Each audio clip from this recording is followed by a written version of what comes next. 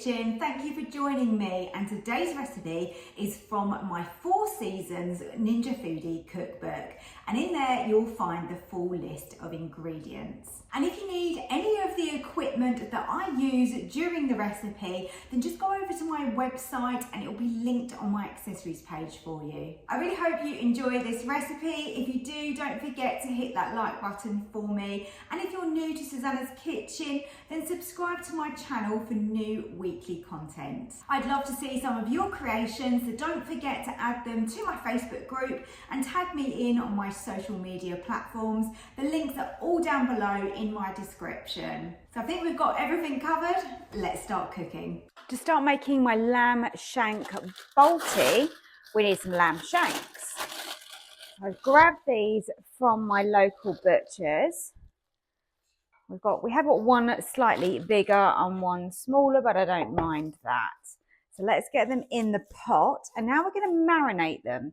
Now I would suggest, if you can do this overnight, if you can only leave it an hour or two, that's absolutely fine. The longer you leave it, the more flavour you're going to get.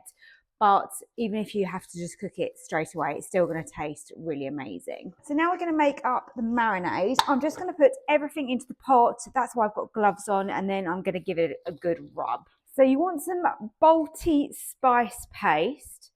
I've got a nice heaped tablespoon there. Either sunflower or vegetable oil or whatever oil you like to use. I have juiced my lemon. I've got ground cumin, mustard seeds. They're quite punchy, so you don't want too many of them, but they are really nice in this. Ground turmeric. That's going to give the most beautiful flavour. Just be careful because it stains everything.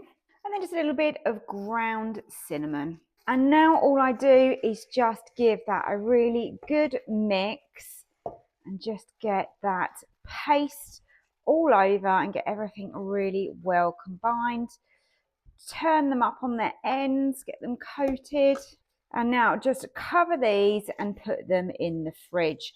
Obviously, depending on the size of your fridge, you might not be able to put this whole pot in your fridge, so choose something else to put them into. I've got a section in my fridge that I can actually put this pot in, so that's quite handy. And then I'll be back when these are ready to be cooked. I've now removed the lamb from the pot, and I'm now heating the pot on sear and saute because we just want to brown the outside of this. I like to get my pot hot as well before I go on to slow cooking, ideally. Obviously it's not essential, but it does really just help the process. And I think when you've got some large pieces of meat going in, it's always a good way to start. So let's grab a piece of my lamb and let's get that in, and then the second one. Obviously I'm cooking this,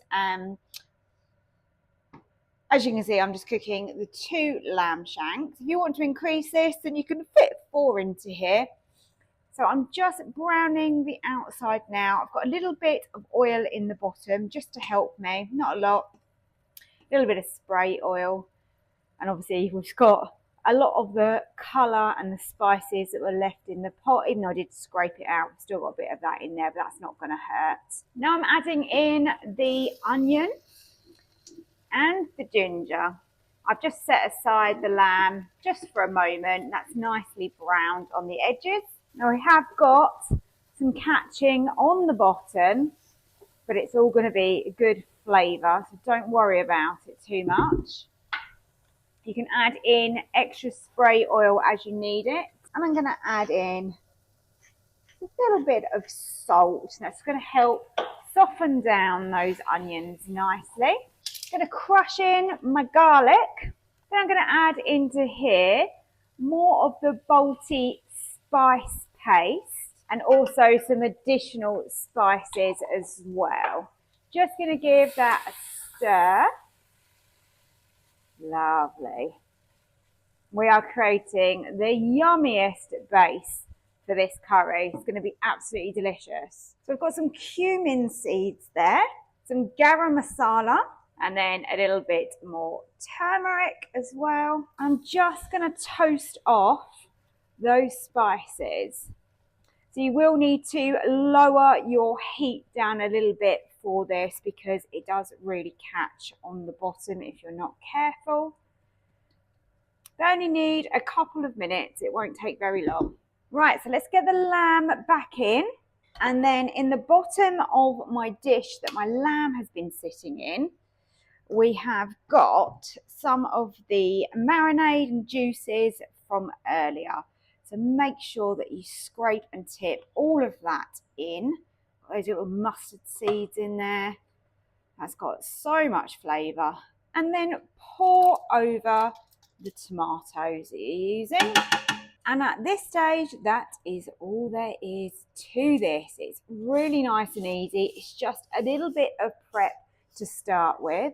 Just scraping down the sides with my spatula. Just cleans it all up a little bit. And we can get the lid down and get this onto slow cook. I'm going to be slow cooking this on high.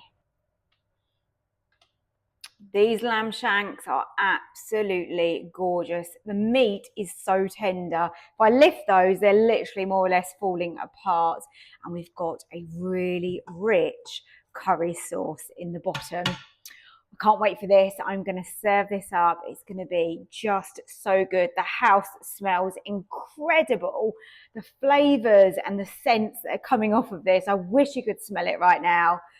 Let me show you what it's going to look like once it's all served. Here is my gorgeous lamb shank Balti with rice there. Look at that.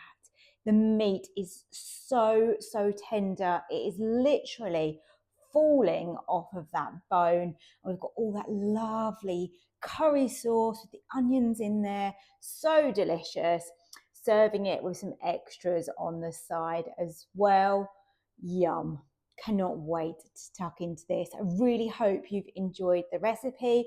Don't forget to hit the like button for me and also subscribe to my channel if you are new here. Thank you so much for watching.